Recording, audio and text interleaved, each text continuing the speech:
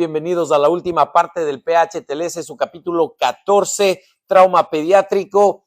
Vamos a hablar de el tratamiento con fluidos, de la fluidoterapia en pacientes pediátricos. El rápido establecimiento de un acceso intravascular es vital para prevenir el desarrollo del shock en pacientes pediátricos quemados. La reanimación tardía con líquidos en pacientes pediátricos se ha asociado con resultados clínicos significativamente peores y una mayor tasa de mortalidad, especialmente en bebés quemados. Hay un estudio que nos dice que la fórmula que teníamos antes era o estaba equivocada porque les estábamos dando menos fluidos de lo que estos pacientes necesitaban.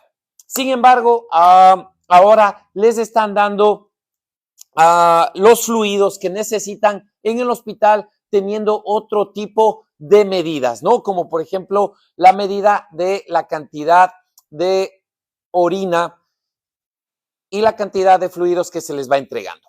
Después de asegurar una vía aérea y proporcionar la ventilación y oxigenación adecuadas, es fundamental obtener rápidamente un acceso intravenoso. Como siempre hablamos, ¿no es cierto? X, A, B, C, D. Siempre tenemos que tener nuestras prioridades bien identificadas. Tenemos que siempre prevenir lo que es un shock hipovolémico.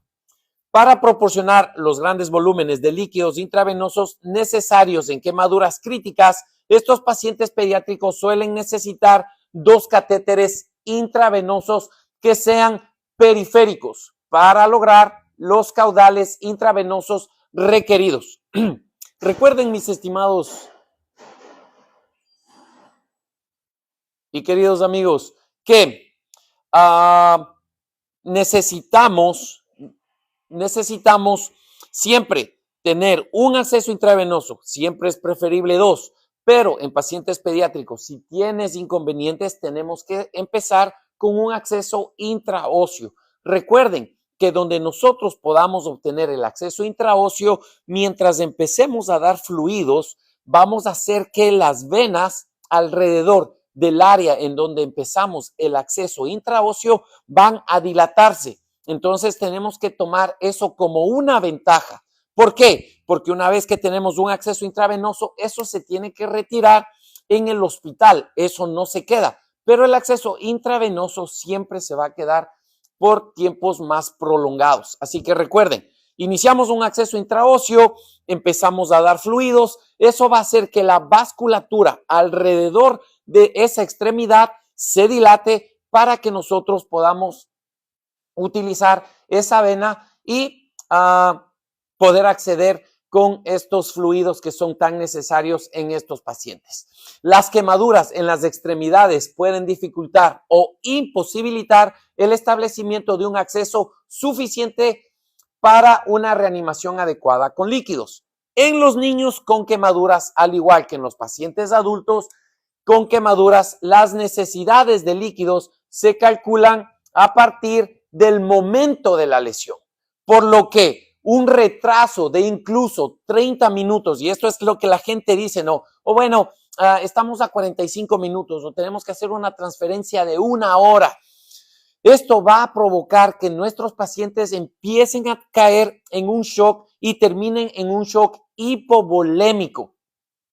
El exceso de líquidos yéndonos hacia el otro lado también va a provocar complicaciones respiratorias y edema excesivo, lo que puede complicar el cuidado de las quemaduras. Por eso, señores, tenemos que tener muchísimo cuidado con lo que estamos administrando a nuestros pacientes, siempre utilizando nuestras fórmulas, ¿no es cierto? Utilizando la fórmula de Parkland o la otra fórmula que ya habíamos estudiado. Al comenzar la del 10. Al comenzar el comienzo de una reanimación con líquidos, la cantidad de líquidos que normalmente se administra en un paciente con quemaduras se debe calcular en función y el porcentaje estimados de la superficie corporal total quemada. Eso es lo que siempre vamos a utilizar, la regla de los 9. Pero si tú no te acuerdas la regla de los 9, entonces recuerda que tú puedes utilizar la regla de la palma. Recuerden que la palma de tu paciente, no la tuya, la de tu paciente, es equivalente a casi 1% de la quemadura. Entonces, eso te va a ayudar muchísimo a tener números casi exactos para poder hacer los cálculos. Recuerden que las quemaduras superficiales, esto es importante, habíamos hablado ya en el capítulo de quemaduras, las quemaduras superficiales o a las que se les llaman quemaduras de primer grado, no se incluyen en la estimación de la quemadura total, ¿no? De la quemadura de superficie total quemada. La estimación del tamaño de las quemaduras pediátricas debe utilizar diagramas específicos para la edad, como la tabla de Lund-Browder, y no la regla de los 9. Utilizando esta tabla, cada pierna se puede estimar en un 13.5, los brazos en un 9%, el pecho y la espalda siempre van a ser 9 y 9, son 18 cada uno, y la cabeza siempre, porque los bebés son cabezones, va a ser del 18%.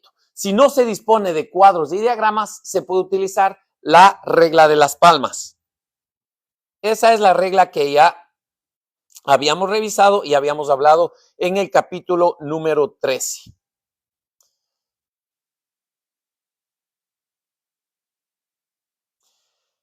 El volumen intravenoso necesario para la reanimación se determina en función del porcentaje de la superficie total quemada, y esto lo pueden observar en el capítulo 13 que habíamos estudiado mucho más a profundidad, ¿no es cierto? En primer lugar, los niños pequeños tienen una reserva limitada de glucógeno. Esto es a lo que quería llegar. Nosotros vamos a empezar a ver que el paciente va a empezar a perder energía. ¿Es por qué? Porque empieza a utilizarse más glucosa, más glucógeno, y es por eso que se debe de chequear la glucosa en estos pacientes. ¿Por qué? Porque van a caer en una hipoglicemia y es importante que nosotros podamos mantener a nuestros pacientes con una glicemia normal. El glucógeno almacenado se va a movilizar en momentos de estrés. Si las reservas que son limitadas de glucógeno se agotan, el niño puede desarrollar rápidamente la hipoglucemia, ¿no? En segundo lugar, los niños tienen una gran relación del volumen-superficie. La forma general de un adulto es un cilindro, mientras que los niños parecen una esfera. La implicación clínica es que un niño necesitará más líquidos intravenosos por cada superficie total quemada. Para la reanimación prehospitalaria inicial se debe controlar la glucosa en cualquier niño con un estado mental alterado. Señores, con un estado mental alterado, no solamente a los pacientes pediátricos, a todos los pacientes pediátricos, adultos y geriátricos, tenemos que, lo primero es descartar que sea una hipoglicemia. Entonces, esto no es solamente para los pacientes pediátricos, sino para todos. Si el niño tiene taquicardia y perfusión deficiente, se debe administrar un bolo líquido de 20 mililitros por kilogramo de peso. Siempre tenemos que dar el reporte a nuestro hospital de cuántos líquidos le dimos. Una vez que se haya obtenido el acceso intravenoso periférico, se deben tomar medidas para garantizar que la vía intravenosa no se retire y se desaloje inadvertidamente. Las técnicas habituales utilizadas para asegurar las vías intravenosas suelen ser ineficaces cuando se coloca una vía en una quemadura o junto a ella, porque la cinta adhesiva no se queda pegado en la piel de nuestro paciente. Por eso es que La vía intravenosa se asegura con un apósito, con un Kerlix, aunque los apósitos circunferenciales deben controlarse con frecuencia a medida que se desarrolla el edema. Recuerden nuevamente, la piel, el tejido, el músculo va a empezar a hincharse, edematizarse. ¿Por qué? Porque hay un escape del flujo al espacio intersticial y si tú le tienes con un vendaje compresivo que está haciendo presión, vas a generar un síndrome compartimental y al final va a ser como un torniquete que va a empezar a cortar la circulación, a la extremidad distal, ¿no? Así que mucho ojo con eso. Cuando no se puede obtener un acceso venoso periférico, se deben utilizar los catéteres intraóseos en pacientes pediátricos inestables. Aunque anteriormente solo se recomendaba para pacientes pediátricos menores de 3 años, las infusiones intraóseas ahora se utilizan tanto en niños mayores como en adultos. Señores, este es un punto súper importante. Yo espero que no me vayan a hacer nada en el TikTok, pero vamos a hablar de lo que es el abuso. El abuso aquí en los Estados Unidos y todos los números que vamos a ver ahora es de lo que pasa aquí en los Estados Unidos y es importantísimo que ustedes se den cuenta que aquí por lo menos llevamos un control estadístico de lo que va pasando, ¿no es cierto? Entonces, hablando del abuso infantil, el 10% de las quemaduras pediátricas no son accidentales. Hasta el 50% de estos niños pueden sufrir abusos recurrentes y el 30% de este grupo eventualmente van a morir a causa del abuso.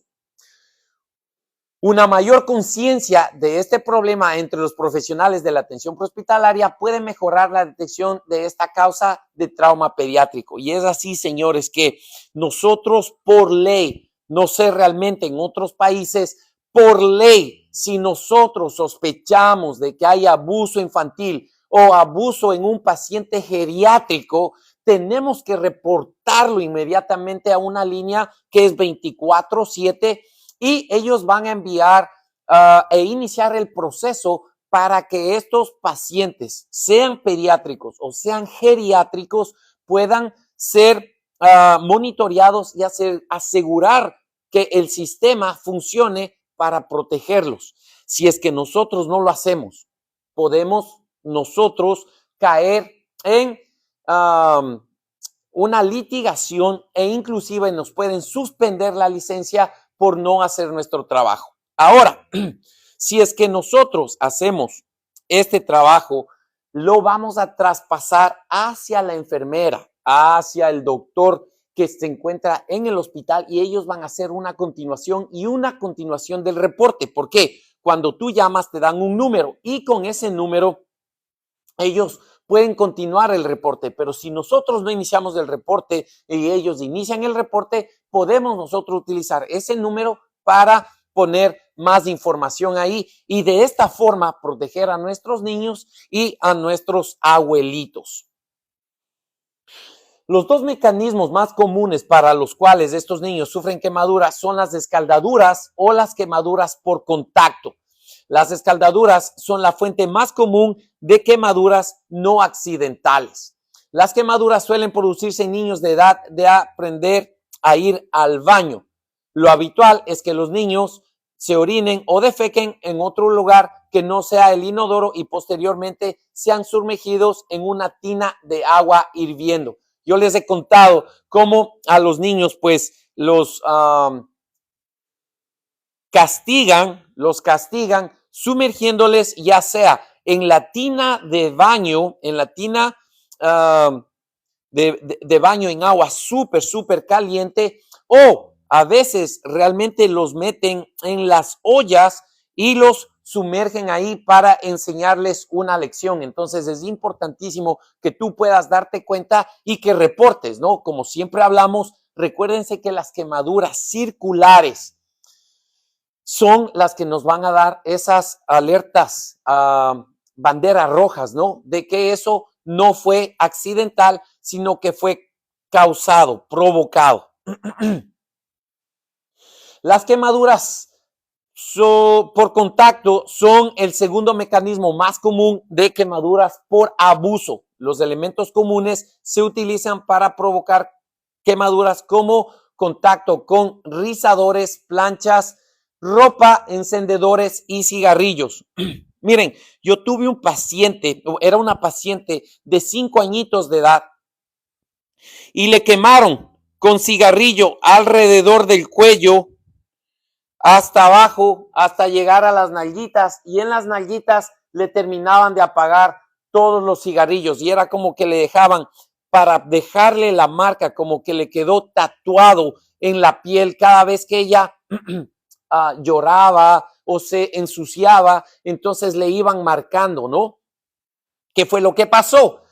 Cuando la niña cayó, porque vivía en el segundo piso, cayó, se rompió la cabecita, llamaron al 911 y, oh sorpresa, como tenemos que hacer un examen de cabeza a pies, encontramos las señales y es ahí donde tuvimos que hacer el reporte de esta niña. Se hizo el reporte, la policía estuvo ahí y obviamente se hicieron las investigaciones, los trasladamos al hospital y en el hospital hicieron la detención de la mamá y del padrastro de la niña, ¿no? Para continuar con las investigaciones, pero después de eso la niña fue retirada de ese hogar. Otro caso que pasó también fue de otra niña en donde le asentaron la plancha y le dejaron la plancha aplastada en las palmas de las manos y llamaron porque se le había infectado y dijeron que la niña estaba jugando con la plancha y se había quemado las dos manitos. Pero tú y yo y todo el mundo, cuando empezamos a tener la sensación de calor y del dolor, tú vas a retirar. Nunca te vas a quedar ahí esperando a que te quemes más. Por eso es que es muy importante que siempre pongas atención a todos estos, a estas alarmas, ¿no? A estas señales, a estas quemaduras de los pacientes pediátricos. Dice, las quemaduras resultantes tendrán bordes irregulares y profundidades desiguales cuando son por accidente. Por lo contrario, cuando se utiliza deliberadamente un objeto caliente para quemar a alguien, el objeto se presiona sobre la región del cuerpo, la quemadura tendrá un patrón como con un contorno nítido, irregular y una profundidad uniforme. Así de fácil y sencillo. Aquí nos dan esta gráfica en donde nos explica que los niños tienen una gran porción entre el volumen y superficie. Este es el circular y este es la que hablaba del adulto, si es que no habían entendido la parte esa de las figuras geométricas.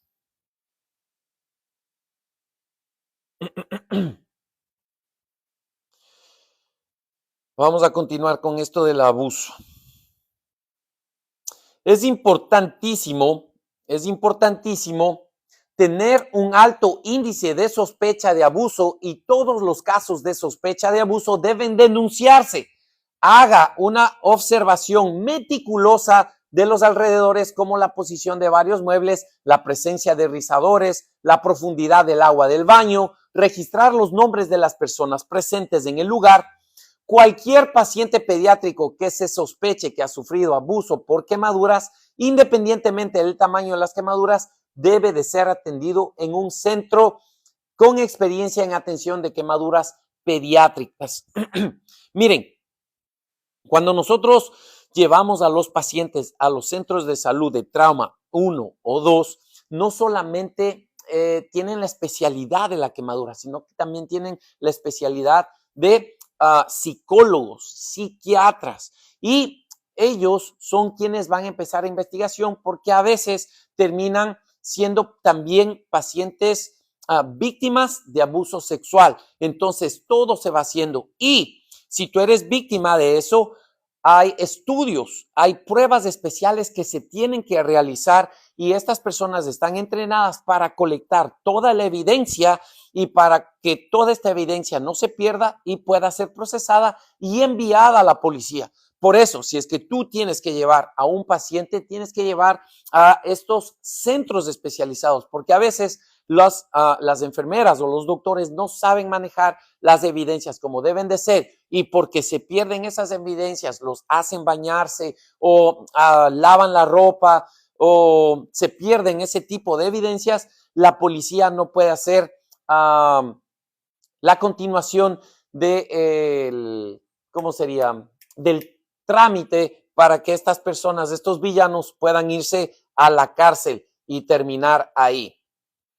Así que por favor, siempre denuncien este tipo de abusos y más que todo, importantísimo, miren señores, ustedes tienen que ponerlo en su narrativa, ¿no? Ustedes tienen que ponerlo en el papel, en la computadora, en donde ustedes estén haciendo su reporte de paciente, del cuidado del paciente, tiene que estar súper claro qué es lo que pasó, qué es lo que viste, qué es lo que se reportó, cómo encontraste al paciente.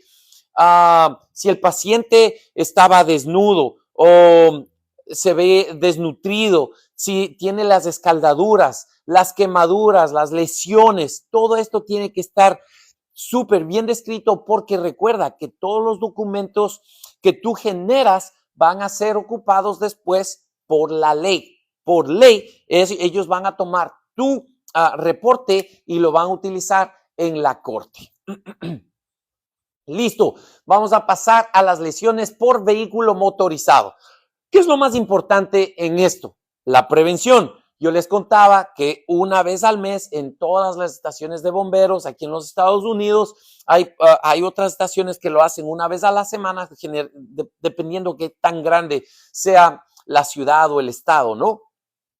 Que tú puedes ir allá y que te chequeen que el asiento de tu bebé esté bien colocado dentro de tu vehículo. Y esa es la mejor forma de mantener a los niños, a tus hijos, seguros dentro del vehículo. La Academia Estadounidense de Pediatría ha definido la sujeción óptima para niños en vehículos motorizados y la recomienda en niños que siempre estén viajando, especialmente en el asiento trasero y mirando hacia atrás hasta los 2 años de edad. Los niños que no hayan superado el límite de peso o altura orientado hacia atrás para su asiento convertible deben usar un asiento orientado hacia adelante con un arnés durante el mayor tiempo posible según el peso, la altura máximas y lo que te diga el fabricante del asiento. Por eso es importantísimo. ¿Por qué no pueden ir estos niños en la parte de al frente? ¿Por qué no puedes ponerlos al lado del conductor? Si es que tú tienes un accidente frontal, frontolateral, lateral, los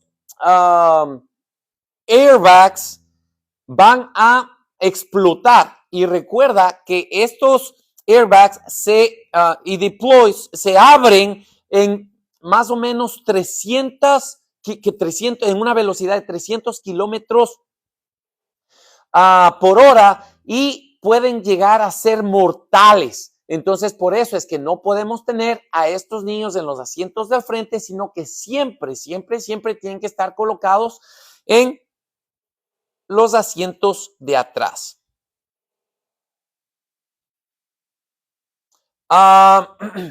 Luego, los niños pasan a un asiento elevado con posicionamiento del cinturón hasta que tienen una edad entre 8 y 12 años. ¿Qué quiere decir? Que todavía en estos niños tú tienes que tener sillas especiales o que eleven para que el cinturón de seguridad pueda sujetarlos correctamente. Eso es lo que se hace aquí en los Estados Unidos. En nuestros países, el bebé va ahí manejando y tú vas ahí sonriéndote, utilizando el celular, grabándote, tu otro hijo está allá, el de atrás ya va fumando. No, mentira.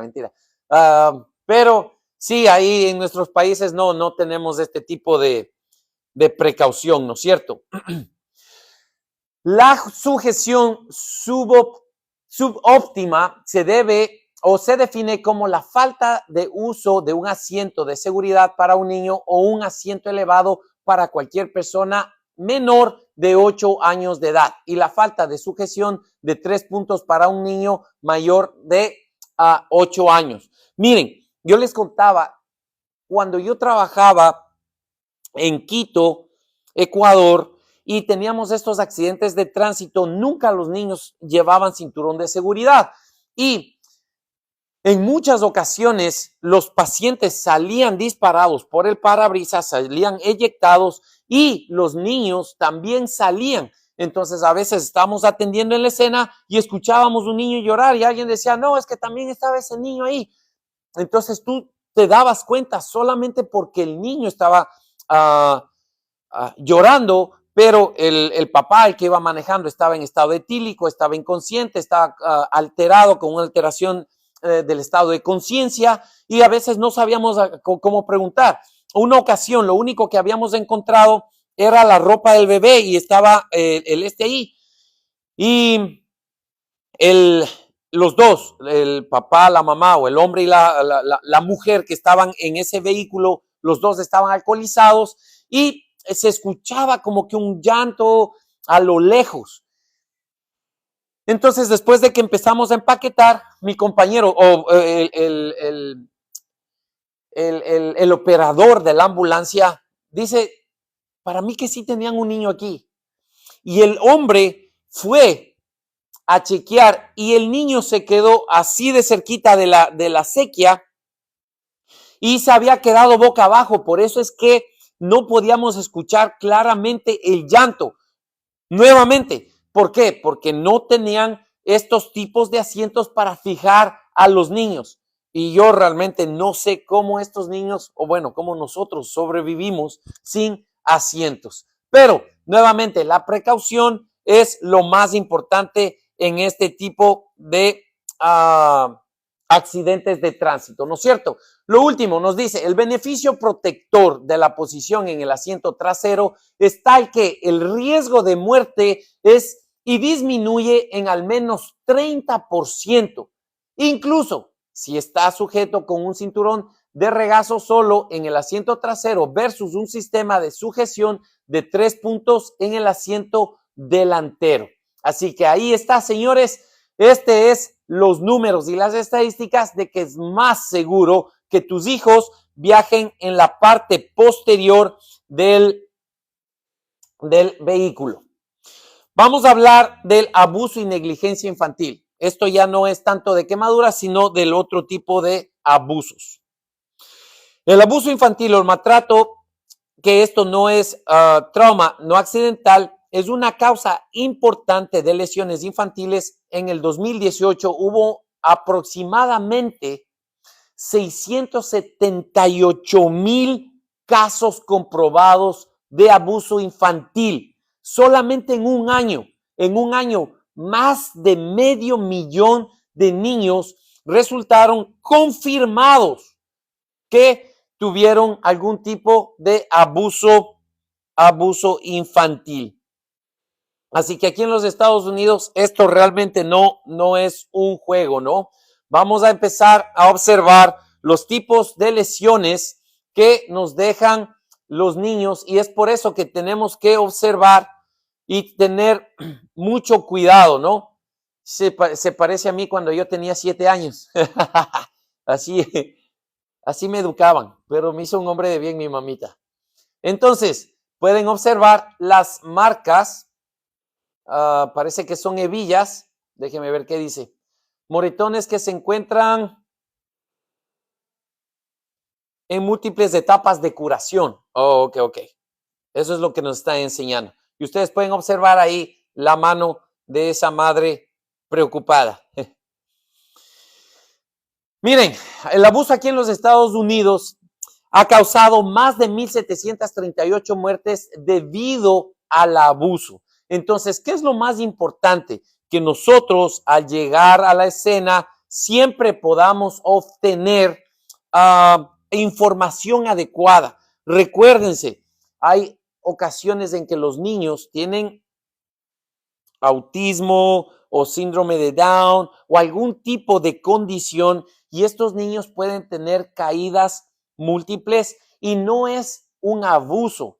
Hay otros niños que pueden tener convulsiones y por las convulsiones también pueden tener diferentes tipos de lesiones y no es un tipo de abuso. Por eso es que es importantísimo que tú seas como un investigador y puedas obtener toda esta información para que no se levante un falso reporte en contra de estos niños, ¿no? Y lo más importante es que ustedes se den cuenta, si hay discrepancia en la historia y el grado de la lesión física o cambios frecuentes en la historia reportada. La respuesta, si tú estás preguntando a la familia y es inapropiada o suena como que te están cambiando las versiones, entonces eso es otra bandera roja. Intervalos prolongados entre el momento de la lesión y la llamada para la atención médica, ¿no? Tú llegas y el bebé o el niño tiene un tremendo chichón, una laceración gigante y ya no hay sangre. Entonces, ¿qué pasó? ¿Por qué no llamaron al 911? Oh, porque queríamos que se bañe primero, que se vaya a dormir, que coma, que desayune, que juegue, que haga esto. Entonces, esas son alarmas, ¿no? Alguien, por ejemplo, cuando yo vi a mi hijo que cayó y tuvo una laceración y tuvimos que llevarlo al hospital para que le puedan coser, lo hicimos inmediatamente. No es que yo voy a esperar a que mi niño primero se vaya a bañar, que juegue, que coma, que obviamente son mentiras porque algo malo pasó o ellos fueron víctimas de abuso infantil, ¿no? Ok, el intervalo, eso ya hablamos. Historia de la lesión inconsciente con el nivel de desarrollo del niño. Por ejemplo, un antecedente que indique que un recién nacido se cayó de la cama sería sospechoso porque los recién nacidos no son capaces de darse vuelta desde el punto de vista del desarrollo. Nuevamente,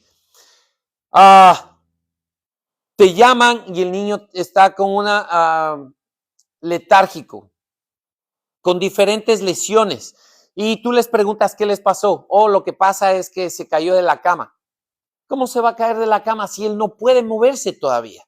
Entonces, esto siempre va a llevarnos a que nosotros podamos hacer las denuncias hacia las autoridades, especialmente hacia la policía, ¿no? Nos dice que tenemos que tener cuidado, siempre ver y verificar si es que hay quemaduras, moretones en el pecho, en el abdomen, en la espalda, en las nalgas, en las caderas, en las orejas o el cuello, moretones de frenillo, ángulo de la mandíbula, en la mejilla, en los párpados y en lo subconjuntivo. Moretones en niños menos de 4 años o cualquier hematoma en un bebé de 4 meses o menos. En muchas de las jurisdicciones, los profesionales de la atención prehospitalaria tienen la obligación legal de denunciar si se identifica un posible abuso infantil. Generalmente, señores, los profesionales que actúan de buena fe y en el interés superior del niño están siempre protegidos contra acciones legales. No así que si es que no lo hacemos, también van a venir con acciones legales, pero ahí no nos va a proteger ni el trabajo y obviamente te va a tocar conseguirte a ti mismo un abogado para que tú te defiendas porque no hiciste lo que tenías que hacer. Aquí vamos a ver. Moretones en el tronco, en las orejas o en el cuello en un niño menor de 4 años. O cualquier hematoma en cualquier lugar de un niño menor de 4 meses. Ya vamos terminando, señores. Transporte prolongado. Ocasionalmente surge una situación como resultado de la ubicación del paciente. Decisiones de clasificación o consideraciones ambientales en las que los transportes se prolongan o se retrasan y el personal prehospitalario debe de gestionar la reanimación continua de... ya me perdí. Deberá gestionar la reanimación continua de un paciente pediátrico. Aunque esto puede ser subóptimo debido a la falta de recursos de campo, o sea, si es que necesitamos sangre en caso de un trauma y la incapacidad de realizar intervenciones diagnósticas y terapéuticas al aplicar los principios discutidos en este capítulo de manera organizada. Muchos niños pueden ser tratados de manera segura hasta la llegada a un centro de trauma.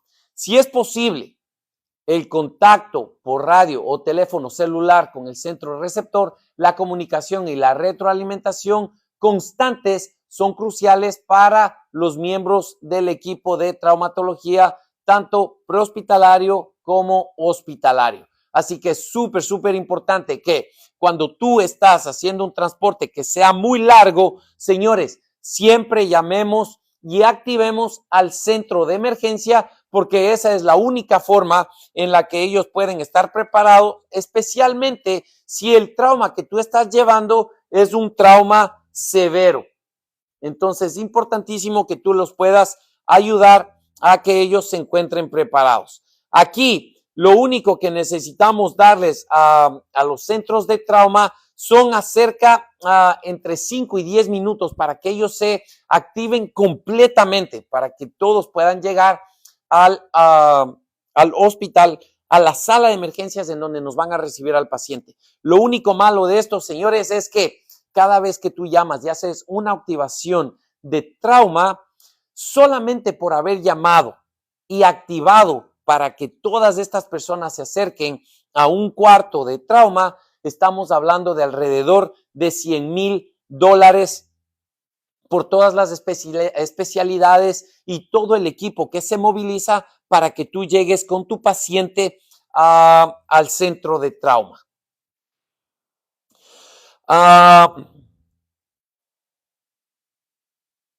Dice, cuando están utilizando esta bendita tabla de columna, y el mantenimiento de la restricción del movimiento de columna en una camilla se prefiere para transportes significativamente prolongados para evitar molestias significativas por la presión y para pacientes con niveles alterados de conciencia. Eso no se recomienda. ¿Por qué? Porque va a producir potencialmente ulceraciones por presión. En estos casos se debe tener mucho cuidado durante los traslados desde la camilla de la ambulancia para mantener una restricción estricta del movimiento de la columna y limitar el riesgo de lesiones secundarias de la médula espinal. Si las vías respiratorias son frágiles y el personal está bien capacitado en el manejo de las vías respiratorias pediátricas, pues aquí siempre nos recomiendan la intubación.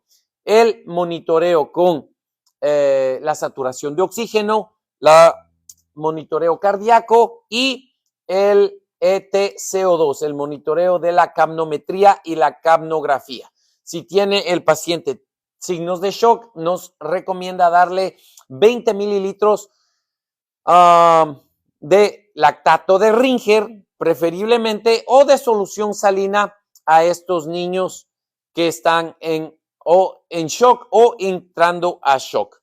Obviamente tenemos que siempre hacer la valoración del Glasgow en estos niños, y si es que hay algún tipo de cambio en la valoración del Glasgow, tenemos que reportarlo. Si es que ustedes, después de haber intubado a nuestros pacientes y empiezan a dar señales de que hay un neumotórax o neumotórax a tensión, entonces tenemos que hacer una descompresión del tórax y tenemos que chequear el tubo endotraqueal y la forma en la que estamos ventilando. Recuérdense que si están ustedes ventilando demasiado rápido y con mucho aire, lo que van a causar es un trauma a los alvéolos y se llama atelectasis, ¿no? Entonces tenemos que tener un barotrauma y vamos a causar un neumotórax y obviamente si ese no se trata va a desencadenar un neumotórax a tensión. Dice, al prestar atención a los conceptos básicos y reevaluar continuamente a un paciente pediátrico, se puede realizar una reanimación adecuada hasta que el niño pueda ser transferido a una atención definitiva. Y señores, esto es el fin del capítulo 14, trauma pediátrico. Así que déjenme, vamos a hablar solamente el resumen y se acabó. Hasta aquí llegó el capítulo 14. El estudio primario y la gestión del paciente pediátrico en el entorno prehospitalario requiere la aplicación de principios estándares de soporte vital de trauma, que son modificados para este tipo de pacientes. La lesión cerebral traumática es el principal causa de muerte en estos pacientes.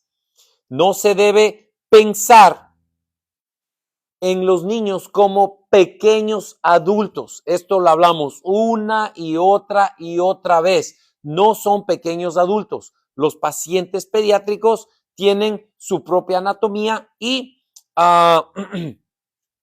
tenemos que tener en cuenta el peso y la anatomía para poder tratar a estos pacientes como se merecen.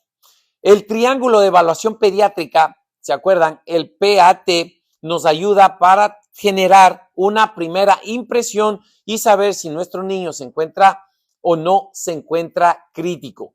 Los niños tienen la capacidad de compensar hasta que se descompensan y se van a deteriorar muy rápidamente. Así que es importante que pongan atención. Las lesiones significativas de órganos y vasos subyacentes pueden ocurrir con un poco o ningún signo obvio de lesiones externas. Los pacientes pediátricos con los siguientes signos son inestables y deben ser transportados sin demora a un centro apropiado, idealmente a un centro pediátrico o un centro de trauma. Y estos signos son: si el paciente presenta compromiso respiratorio, signos de shock o inestabilidad circulatoria, cualquier alteración del estado mental, traumatismo cerrado significativo, ¿en dónde? En la cabeza, el tórax o el abdomen. Cualquier evidencia de fracturas múltiples o fracturas significativas como en las costillas o la pelvis. Cualquier preocupación por traumatismo no accidental. Considere siempre la posibilidad de abuso o traumatismo no accidental cuando la historia de la lesión no coincide con la presentación del paciente. Y esto es todo, señores. Hasta aquí hemos llegado. Este es el fin del capítulo 14, trauma pediátrico. Muchísimas gracias por su atención. Gracias por haber estado ahí en estos 5 videos que hemos podido desarrollar el capítulo desde el inicio hasta el fin. Que Dios los bendiga. Un abrazo.